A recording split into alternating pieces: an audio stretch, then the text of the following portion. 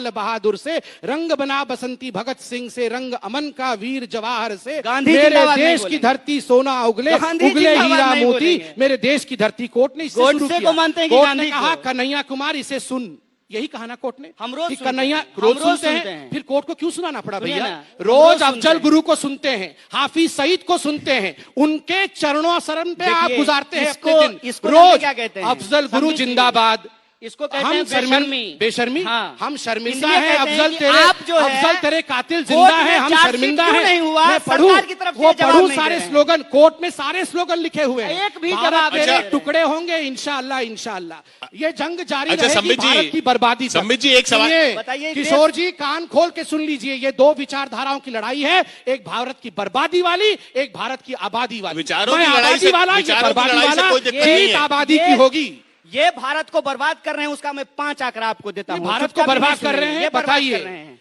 Communism आप को ONGC खत्म के कर रहे डायरेक्टर हैं, हो गए हैं मोदी मोदी कम्युनिज्म करके, को आपको खत्म शर्म कर आना रहे हैं। चाहिए इस अरे बात पे। भैया, चाइना से कि 1 आप करोड़ इस देश रुपया में लेते हो, काबिलियत को भरोसा चाइना नहीं से है। 4 करोड़ आप लेते हो, चाटुकारिता कोर्ट की पे- मिसाल प्रस्तुत कर रहे हैं हो इस गया। देश के अंदर, ये बात मैं आपको कह देखिए, रहा हूं। विचारों की इसलिए आप लड़ाई से टीवी कोई में दिक्कत जाकर नहीं है। चिल्लाते हैं, ये सवाल मैं आपको कर रहा मैं हूं। आपको लेकिन बोल रहा आपसे हूं, मैं पूछ रहा हूं, अफजल विचारों गुरु की हो। अफजल और गुरु पुलिस ने मुर्दाबाद चार्जशीट बोल फाइल दीजिए। क्यों नहीं किया? इसका भारत जवाब माता उनके की पास जय नहीं बोल है। दीजिए। मैं ये कह रहा हूं, भारत माता की जय बोल मैं दीजिए। हमेशा भारत की माता की जय बोलिए, बोलता हूँ। बोलिए, ठीक है फिर ना? से बोल दीजिए। लेकिन आप इस सवाल बोल का दीजिए जवाब ना, नहीं बोल देंगे। दीजिए ना, देखिए, भारत संबित माता जी, की जय हम भा- बोल देंगे। हमें गांधी बोलिए की ना, गोद से, नहीं, भारत माता की गांधी जय। की गोद से भारत एक माता